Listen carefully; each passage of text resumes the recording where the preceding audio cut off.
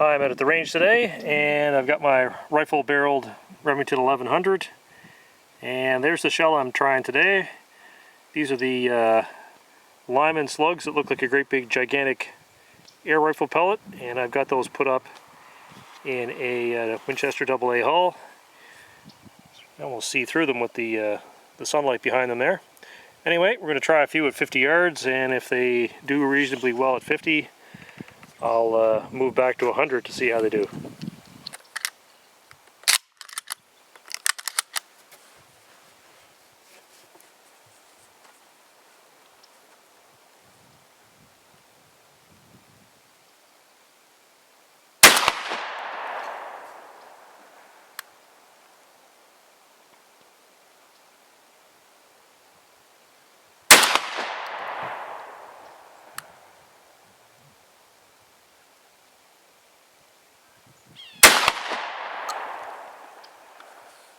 Those got some thump.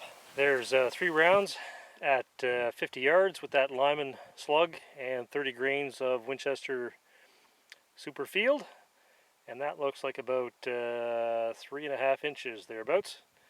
So I might as well move back to 100 and see how they'll do at 100. So let's try this thing at 100.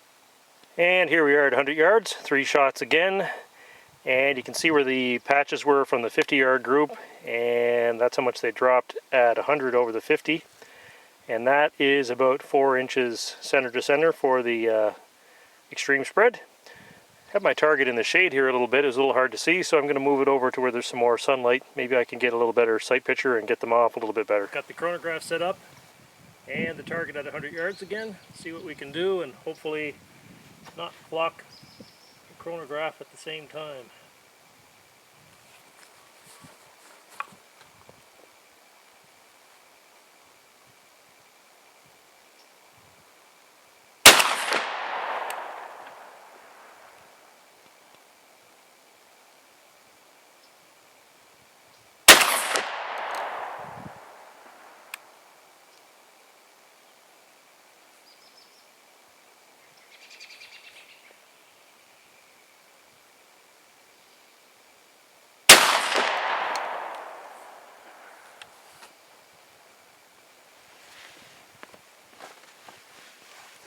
Looks like I got 2 good readings and an error, because wads will sometimes get picked up by the machine. So the last one was obviously an error.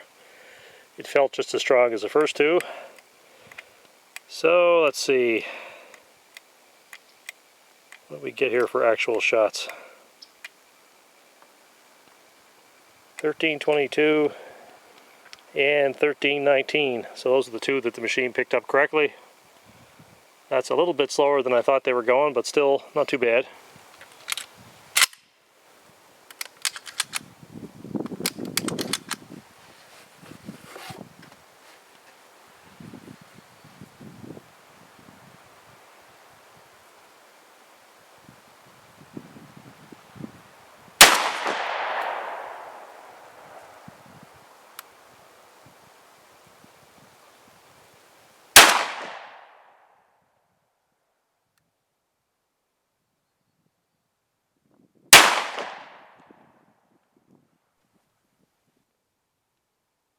Let's have a look at the speeds. I managed to catch 2 out of the 3 shots in the chronograph.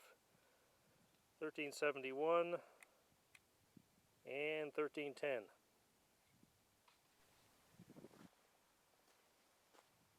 3 more rounds at 100, and that looks like pretty near 6 inches across.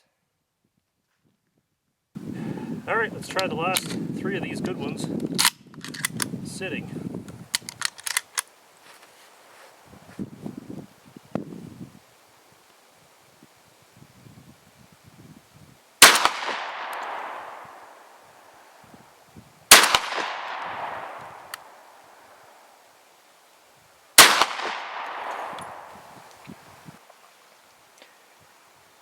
And there's 3 shots from the sitting position at 50 yards.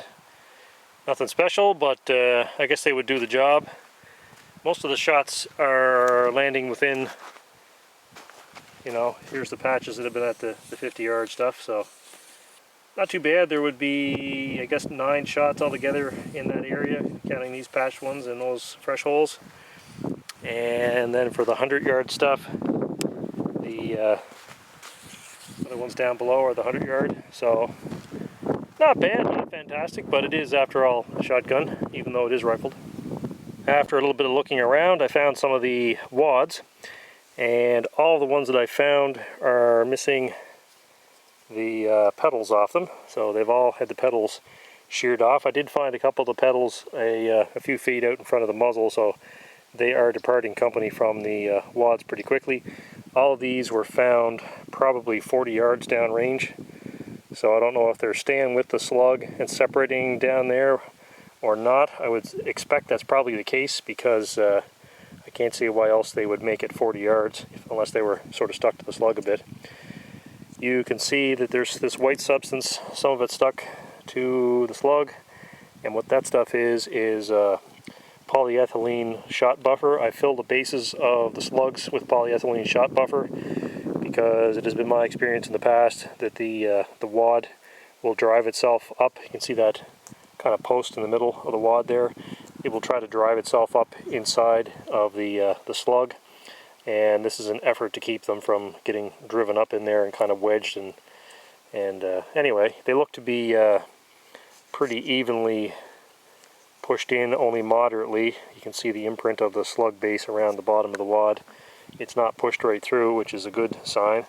But I may try some of these same slugs with a hard card on top of the wad, and I've tried that before using the red Winchester wad, the shorter wad, and that seems to work pretty well. That might be the next thing I'll try after I get some more of these things cast up. But anyway,